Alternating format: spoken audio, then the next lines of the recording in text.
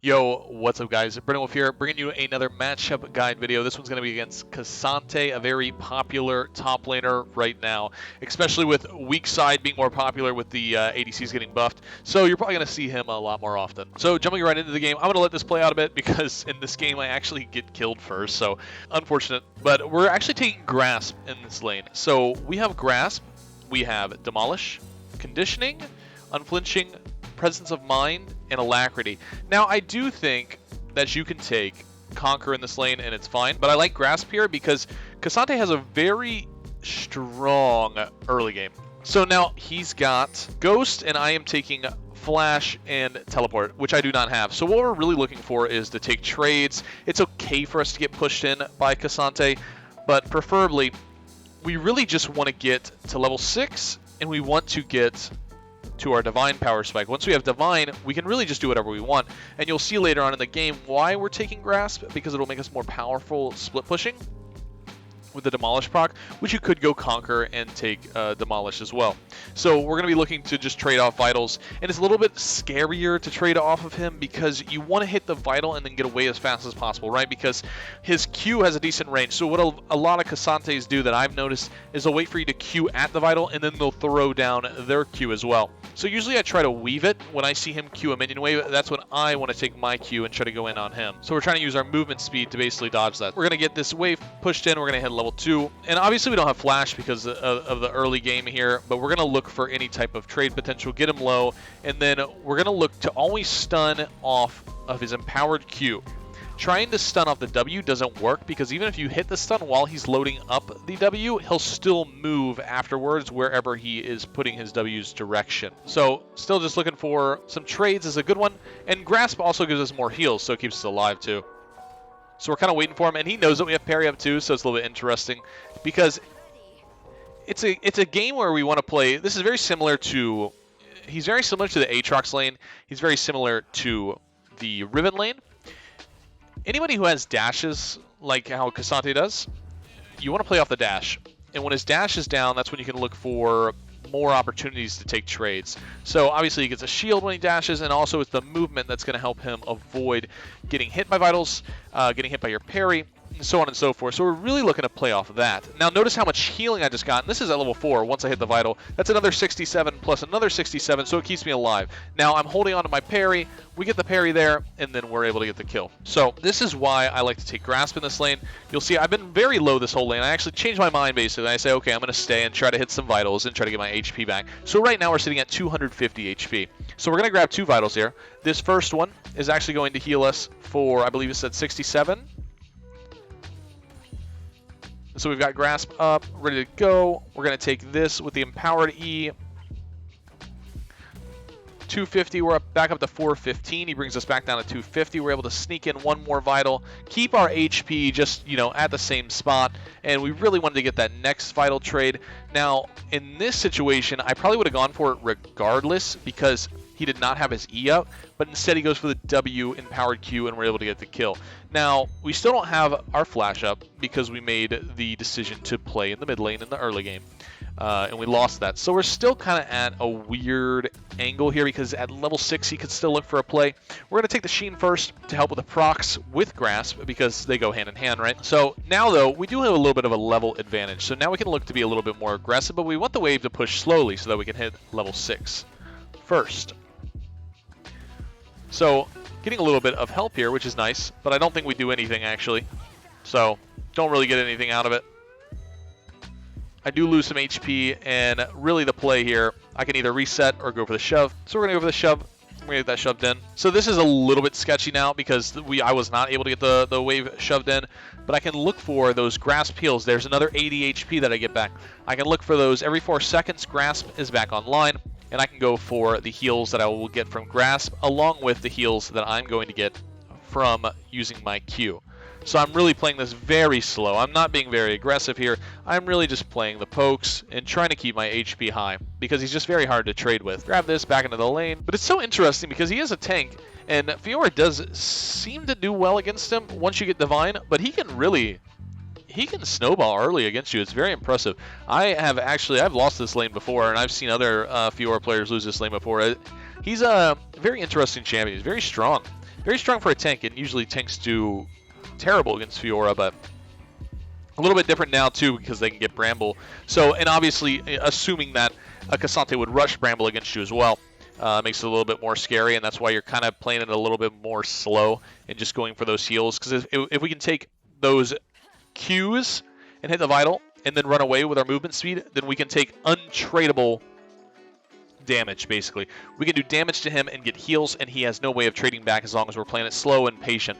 So this is one of the few lanes where I'm really, really passive in. I'm really passive in this lane, and I'm really just looking for any opportunity I can to go ahead and get a hit on the Vital. And on the back-facing Vitals like this, it's way more scary, especially when he's level 6, because he can just kind of grab me and use his ulti, and it's a little bit over the top. Now, this is something I actually do like to do in the Cassante lane. If you'll see me ult like this, I'm really trying to take his HP down, because Fiora's ulti is on a very low cooldown. So really, I get caught out here, and I have a choice. I either just ult the guy, I either just ult him and try to get everything off so I can take down half of his HP while keeping mine high, or I run back to my tower and get traded with because he's got his Q, he still has his E, he still has his W, and he has his ulti. So I have to make a decision as well. I need to go all in too. So he has a chance here to go for a kill or to chunk me down entirely and force me to back when I don't have teleport. So I have to just go ahead and ult. This is going to be your best play, especially when he's got everything up like that. You might as well go ahead and ult. You're going to be able to chunk down his HP. You don't have to use your ult on Fiora to get a kill every time. You can use your ult for pressure. And here we're going to use our ult for pressure. We're going to hit all 4 vitals, get our HP back up to full, bring his down to half so that I can actually get this wave shoved in and go ahead and recall. Because I don't have teleport. I can't afford to lose all my HP in this situation. So we do this. We bring him down to half, we're able to get to full HP, and now it feels a lot more safer in the lane. But also, this opens up opportunities for me to look for an all-in. So maybe he gets a little bit nervous because he wants to shove it, he doesn't want me to hold the wave, and then we look at plays like this. And this is where you want to play off the E. You're going to notice he E's away. Now, obviously, I probably should have kept walking and probably W'd him a little bit closer, because that was a mistake by me not playing off his E, right? Now we slowed down, and I just use my movement speed here to keep cutting him off and walking up here. It's going to be a little bit better. Obviously, I stopped, try to parry. I should have parried a little bit over because of his slow, and we might have been able to do something there. But unfortunately, I didn't play off the E there, so I don't get the kill. But using the ulti in that situation was very beneficial for us. And now we have a decision. Do we want to freeze this, or do we want to go for a demolish proc? So, in this situation, we're just going to try and shove it. And then it took a little bit too long for me to shove, obviously without Tiamat or anything like that. So I just went ahead and backed. I got the Warhammer, and we go right back to lane. So right now we're doing a really good job, especially for that early death that we had, and especially for playing the lane without flash. But this is what Grasp Fiora does. It's very hard to lane against. It's very powerful, and I really take this into those uncomfortable lanes. I mean, I'll take this into lanes that are uncomfortable, or if I can get a lot of value out of it. So you'll notice, I mean, we're taking a lot of trades, me and him, back and forth, and every time I do that, I'm getting 5 maximum HP, which doesn't seem like a lot, but it adds up over time. By the way, in this team fight, or this 2v2 here, especially in 2v2s when Cassante's above level 6, I really want to hit the vitals that are closest to the wall first, and then move myself into a position where he cannot throw me over the wall, because he does a lot of damage once he goes over the wall. So I'm kind of moving away. If you notice, I don't even bother ulting him, because if I ult him, I have to hit the vitals that are right here on this wall, and then I get thrown over, and then all his cooldowns are reset, and I just don't want to do that. So I completely... If I'm in a 2v2 situation, Cassante is not the person that I want to ult, because he's going to throw me away from my teammate. I'm going to ult the person who is not Cassante, try to get them down, and then if Cassante does throw me, I'm trying to stay away from walls. If he does throw me, I should be able to use the movement speed that's on the enemy that I ulted and get back into the circle and get back into the fight and help us focus on that one person. So we do that. Good stun from Poppy there, and we're able to get our kill on Graves, and throws him over the wall here, and I believe Ari gets this kill. So now we're looking really good. Now we're looking really good. We've done a good job thus far. And we're very close to Divine. We need about 700 more gold, and then we will have it. So we're holding the wave because we have double buffs now, and the way that we've been playing the lane, we're really just going for those trades, those pokes. And when we have double buffs, it's a little bit easier. In this situation, I saw that he just ulted, so I'm a little bit more safe. Ideally, since I'm running Grasp, I would really like to walk up to the tower and hit it and get a demolish proc so that I can get a little bit more gold and accelerate my Divine. So Not really looking to kill him or anything like that. I'm really just looking for the trades, bring his HP down. I'll use the parry to get an extra one, and now he's very low. So I should be available and be able to go for either a dive or to get a tower plate. Now we go for the dive. We do get ganked, but we still know that Cassante does not have ulti, right? Cassante does not have ulti because he used it earlier against Ahri. So in this situation, we're actually just going to flashback him. We have our flashback up. We're going to use our flash to finish this ulti and then try to take the movement speed to continue fighting while healing off the circle. So this doesn't really have too much to do with the matchup, but it makes sense because we're obviously, it's just more of a surprise factor here. We've got our team coming as well. Poppy makes a really cool play here, by the way, that I thought was really dope. Watch this. Stuns Graves with his own ulti. I thought that was one of the coolest things, actually.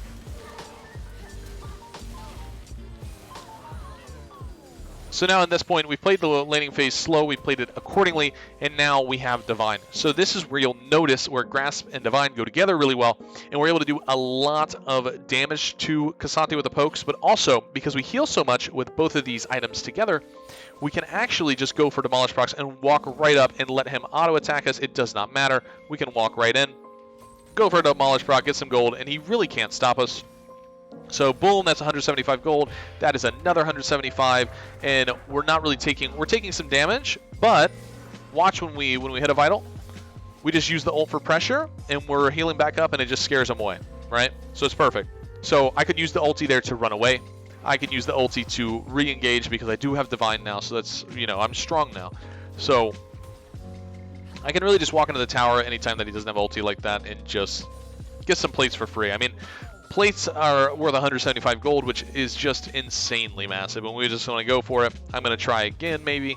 We'll see if I'm able to get another Demolish proc off, but it's a little bit scary, so I walk away. And so we're just trying to keep the pressure on. I really don't like... Cassante's a really, really good team fighter, and we really want to keep Cassante out of the fights. I want Cassante to respond to me and be with me on the map at all times so that I don't have to worry about my team losing a team fight to him. So just from hitting a vital...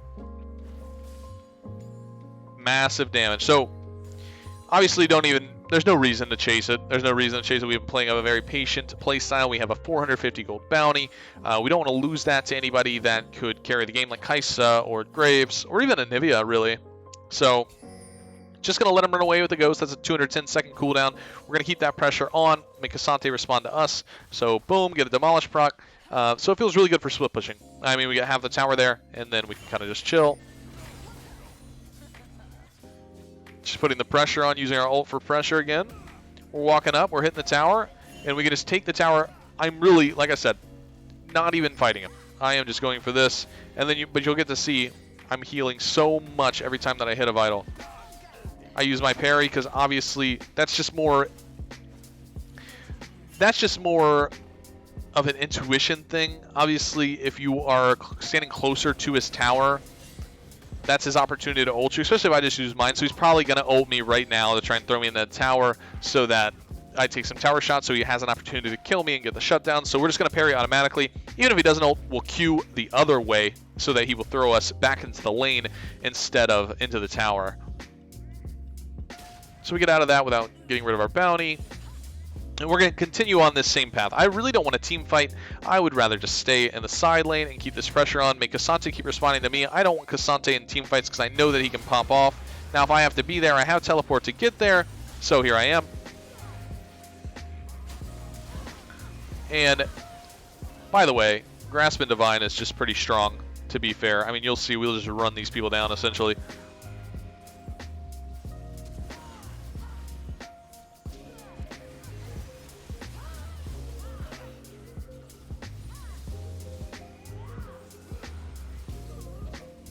Beautiful. And I mean, truly, that's it. See, we go from bot lane to mid lane, and now we're at top lane in case we want to push that tower, but we've got Baron pressure as well. We go ahead and buy our items. We're going for Divine, Ravenous, Spirit Shojin. Great items. We're going to go get Anivia here, and now we're going back to bot lane. We're going to shove this. And, I mean, obviously, I've just become a beast in the side lane because I've been able to farm. We played the laning phase safe even without flash, and we were able to win it. Once we get Divine, that's when we can take the advantage. We can start fighting Cassante how we want to. We can take big trades, get our health back, and basically the game is just over from there. I mean, he still does end up getting pretty tanky, and like the vitals, it comes down to just being patient and making sure that you're only hitting the vitals, and that's going to be the majority of your damage against him. But in this game, like I said, we back there, we go top with a TP, and we are split pushing once again. Once again, just gonna end the game. Just gonna end the game. Not even worried about fighting that much. Just gonna end the game. And we really end up being 9-1 in this game, just from split pushing and just from getting that 1v1 with Cassante going. So, end up with a victory. And guys, that is the Cassante matchup guide video. Thank you guys so much for watching. Hopefully this video helps you out in your ranked games and against Cassante on Fiora. Until next time, guys, peace out. Love ya. Bye-bye.